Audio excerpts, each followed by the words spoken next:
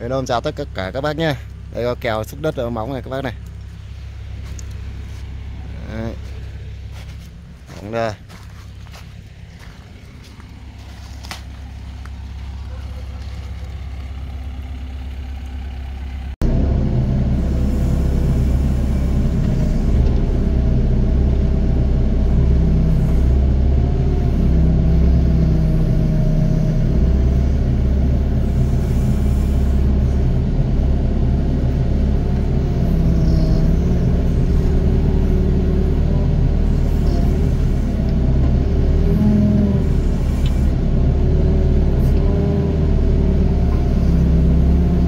Lắp cái móng này các bác nhé.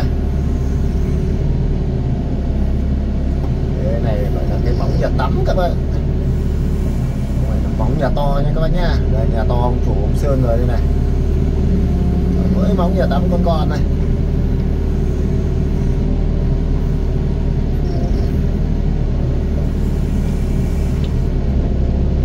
Kèo này là hơi bị khoai đây này các bác này. Cái móng to quá.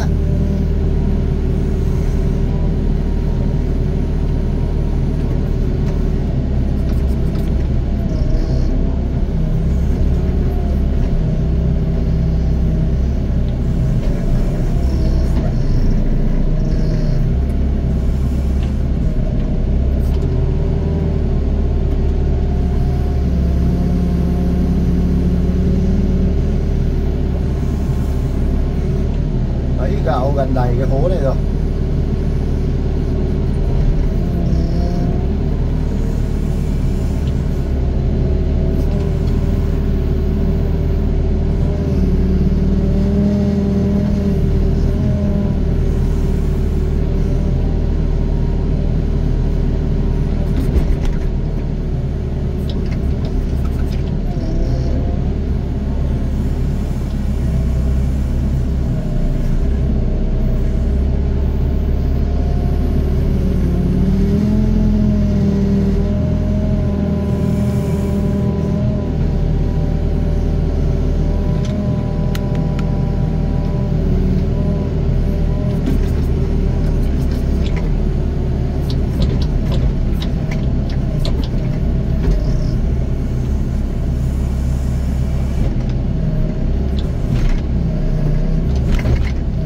Cát đầy gầu đất này.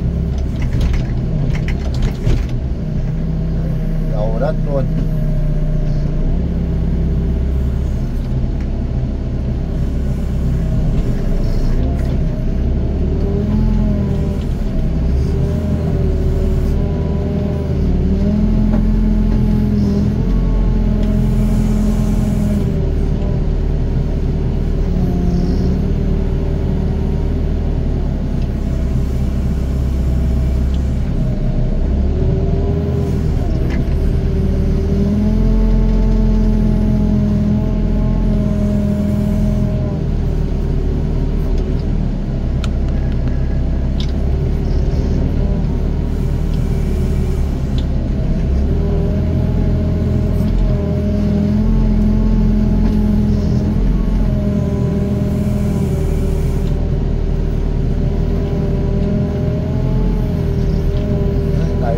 Các bác nhé, còn hố bên trong kia nữa kìa. Nhà tắm rồi, siêu to khổng lồ. Bây giờ không phải là siêu to nhưng mà là siêu bé đâu. Ông này gọi là siêu bé đây.